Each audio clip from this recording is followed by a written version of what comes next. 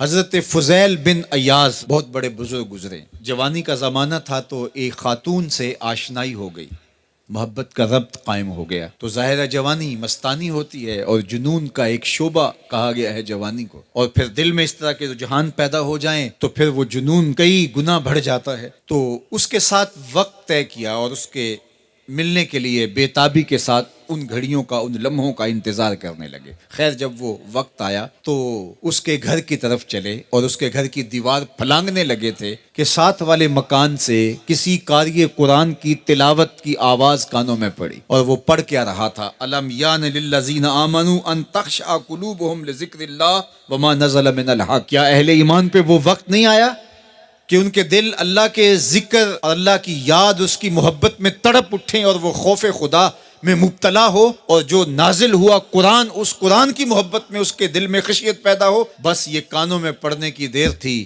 کہ دوبارہ گلی میں چھلانگ لگائی اور کہا میرے اوپر وہ وقت آ گیا ہے، اور جنگلوں کو روتے ہوئے نکلے. اور حضرت فضیل بن ایاز پھر ولیوں کے امام قرار پائے. اس آیت نے ان کی زندگی بدل دی. کسی کی 30 سال، کسی کی 40 برس، کسی کی 50 سال، کسی کی 60 سال زندگی یہاں موجود لوگوں میں سے کسی کی اس سے بھی زیادہ اور کسی کی کم.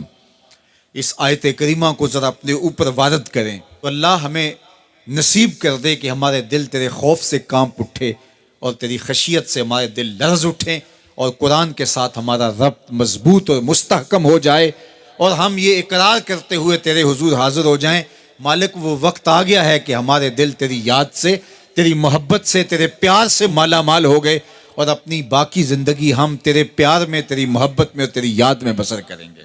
حدیث پاک میں آتا ہے کہ اگر کوئی شخص اللہ کے خوف سے رویا اور اللہ کے خوف سے رونے کی وجہ سے اس کی پلکوں کے بالوں میں سے ایک بال کی جڑ گیلی ہو گئی تو قیامت کے دن وہ بال کھڑا ہو جائے گا، اللہ یا تو مجھے نکال لے یا اسے جنت عطا فرما دے.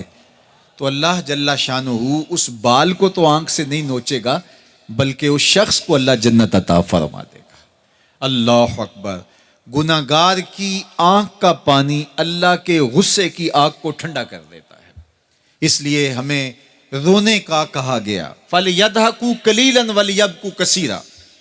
اللہ اکبر. ارشاد فرمایا کہ تھوڑا ہنسا کرو، زیادہ رویا کرو. صحابہ کو ہنستے ہوئے دیکھا تو آقا کریم علیہ السلام نے فرمایا کہ تمہارے تک اللہ کی امان نہیں پہنچی اور تم ہنس رہے ہو. عرض کی حضور اس کا کفارہ؟ تو فرمایا اس کا کفارہ یہ ہے کہ جتنا ہنسے ہو اتنا ہی تمہیں رونا پڑے گا. میں اور آپ ذرا اپنی زندگی پر غور و تدبر کریں. ہماری زندگی میں ہنسنا زیادہ ہے یا رونا زیادہ ہے؟ سویر سے لے کر شام تک کہے زیادہ ہیں، ٹھٹھے زیادہ ہیں، مذاق زیادہ ہیں، لطیفے زیادہ ہیں، یا عبرتیں زیادہ ہیں؟ تفکر زیادہ ہے، تدبر زیادہ ہے، سوچ بچار زیادہ ہے، یاد الہی میں تڑپنا زیادہ ہے، آنکھوں سے یاد خدا میں بہنے والے آنسو زیادہ ہیں، یا غفلت سے پھوٹتے ہوئے کہے زیادہ ہے؟ مجھے اور آپ کو اپنی زندگی کا ضرور محاسبہ کرنا چاہیے. ٹھٹھوں سے، مذاق سے ہماری مجلسیں بھرپور ہوتی ہیں. ہم دن میں جتنا ہنستے ہیں کیا اس کا 10واں حصہ بھی ہم تنہائی میں بیٹھ کے اللہ کی یاد میں روتے ہیں؟ اگر ایسا ہے تو مبارک ہو، اور اگر ایسا نہیں ہے تو اللہ سے آنسو مانگو، اللہ سے درد مانگو، اس کی یاد میں رونا مانگو، اس کے ذکر میں تڑپنا مانگو، اس کی محبت میں بے تابیاں مانگو، آنسو مانگو، سسکیاں مانگو. تڑپنے پھڑکنے کی توفیق دے، دل مرتضیٰ سوز صدیق دے. اس کے حضور عرض کرو کہ مالک ہمیں تڑپ دے، ہمیں سوز و گداز دے، ہمیں کیف و سرور کی دنیا نصیب فرما دے، ہماری آنکھوں کو آنسوؤں کا جمال عطا کر دے.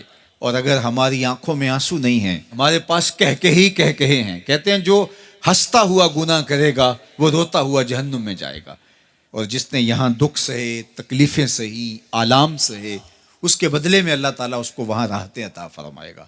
فرمایا کہ مومن کے پاؤں میں کانٹا بھی چبھے تو اللہ جل شانہ اس کا صلہ بھی اس کو قیامت کے دن عطا فرمائے گا. تو یہ جو تفکرات ہیں، یہ جو دکھ آتے ہیں، یہ جو تکلیفیں آتی ہیں، مصائب آتے ہیں، مشکلات آتی ہیں، اذیتیں ہمیں پہنچتی ہیں، تو اس پر صبر کرنا چاہیے اور اللہ کا شکر ادا کرنا چاہیے کہ ہم ان مصائب سے گزر رہے ہیں، ان مشکلوں سے گزر رہے ہیں. اور اگر کسی شخص کی زندگی میں دکھ ہے ہی نہیں، سکھ ہی سکھ ہیں، تو پھر وہ سمجھے کہ وہ فتنے میں مبتلا ہے. اس لیے زندگی کے اندر یہ آنے والی تکلیفیں، زندگی میں ملنے والے دکھ، اذیتیں، یہ اللہ تعالیٰ کی طرف سے ہمارے اوپر ایک انعام ہے، اور اللہ تعالیٰ جل شانہ اس کے بدلے میں ہمیں آخرت میں صلہ عطا فرمانے والا ہے. تو فرمایا رجل ذکر اللہ خالیا ففاضت عیناہ، وہ شخص جس نے تنہائی میں بیٹھ کے اللہ کا ذکر کیا، اللہ کو یاد کیا، اور پھر کیا ہوا؟ فرمایا اس کی آنکھوں سے آنسو ٹپکنے لگے. تو میرے اور آپ کے آقا و مولا نے فرمایا قیامت کے دن جب کوئی سایہ نہیں ہوگا، یاد الہی میں رونے والے کو اللہ اپنے عرش کا ٹھنڈا سایہ عطا فرما دے گا. تو یہ رونا بہت بڑی دولت ہے، یہ بہت بڑی سعادت ہے.